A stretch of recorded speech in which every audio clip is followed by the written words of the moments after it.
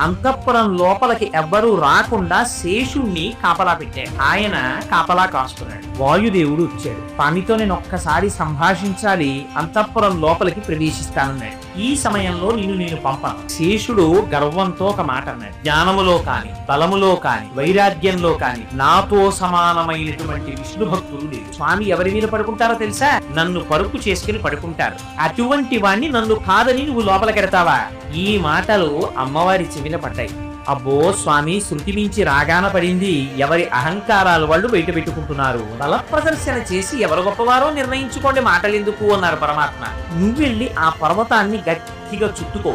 వాయుదేవుడు తను చాలా బలవంతుడు అంటున్నాడు కదా.